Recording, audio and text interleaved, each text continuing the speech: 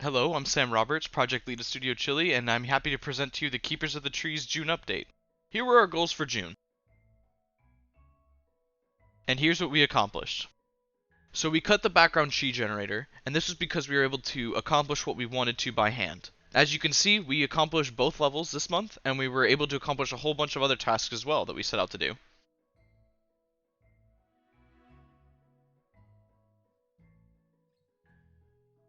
And now let's jump into what we've accomplished with the plants in our game. One of the biggest pieces of feedback we got from playtesters was that they were unaware of what seeds they were picking up in the environment, and that they also didn't know what seed from their inventory that they were planting. We rectified this in two ways. The first was by creating unique seed meshes. Each of these different seed meshes represents a different plant in the environment. We also created the seed inventory UI. This shows the player which seed they are selecting in their inventory to be planted. This allows players also to switch between seeds in their inventory and pick the one they'd like to plant.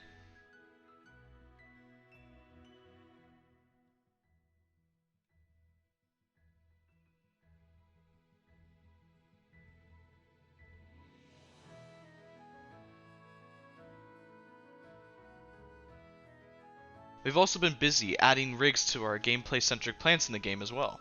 We wanted them to feel as alive and magical as the Keepers do.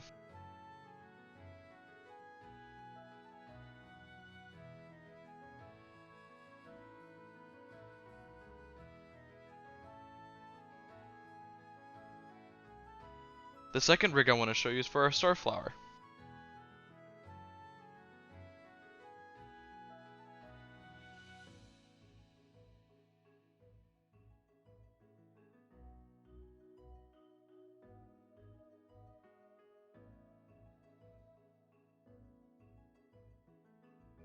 Now I'd like to show you the Mushroom rig.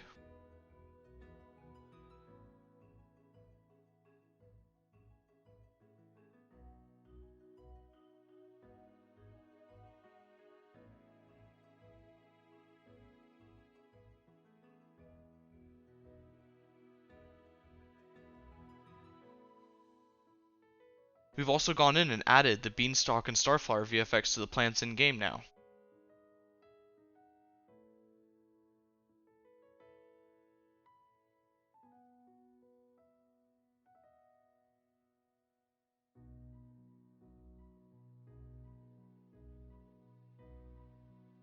We updated our Beanstalk to include randomized growth.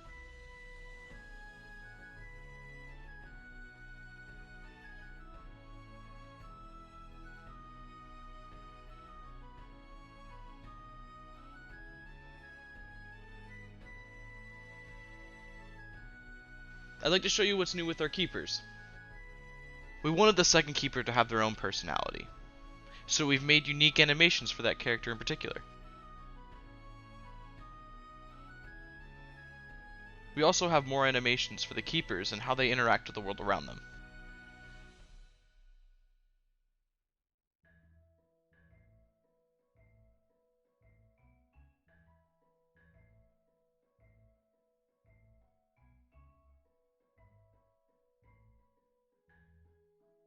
Now I want to show you what we've improved on for our environment. Here's the main menu for our game. It'll be the first thing players see when they start up Keepers of the Trees. We wanted our UI to be as immersive as possible, so we created these cave painting decals in order to showcase tutorials to the players and teach them how to play the game. Our art team has also been hard at work making new tree models to include in our game as well.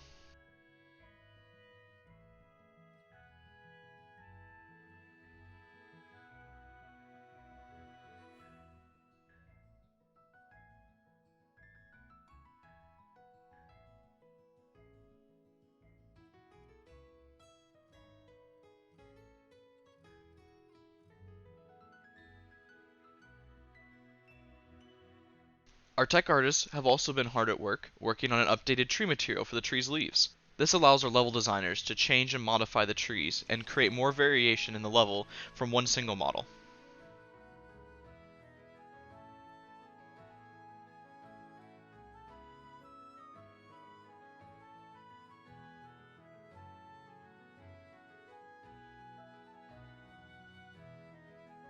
We've also been hard at work adding more VFX as well.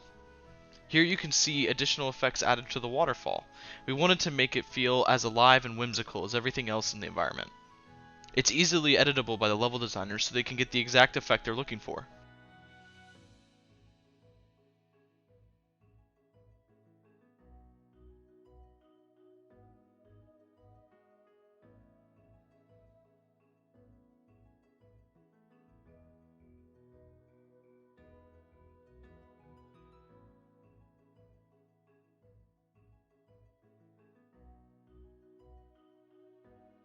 We've also added some spider eyes VFX to our game as well, showing that the keepers might not be as alone as they thought in this environment.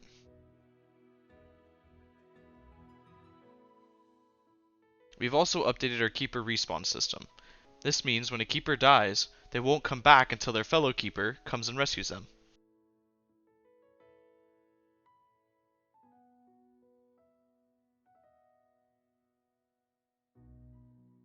We've also updated it in a way that means that when the keepers die, at a checkpoint that has a camera volume tied to it, that camera volume will reset with the keepers as well.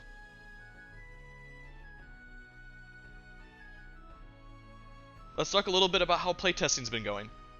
Using the heat map tool, we were able to see where playtesters spent the most time in the game. This allowed our level designers to see if players were getting stuck or taking too long in areas that should have been pretty quick to get through.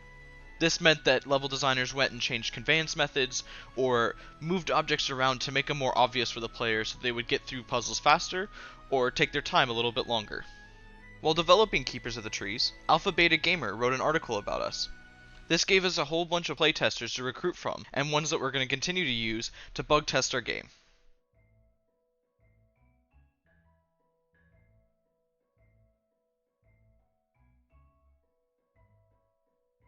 Our Twitter's also been blowing up. We've got well over 100 followers now, and our game was featured on Unreal Engine Screenshot Saturday.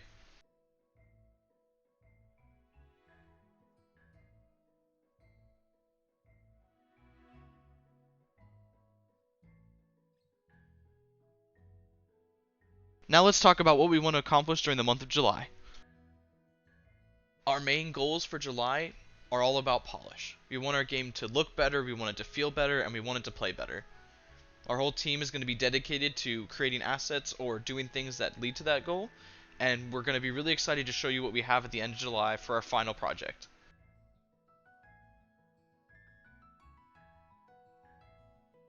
We'll be shipping our game worldwide on Steam August 7th. It's my pleasure to show off our June demo for Keepers of the Trees.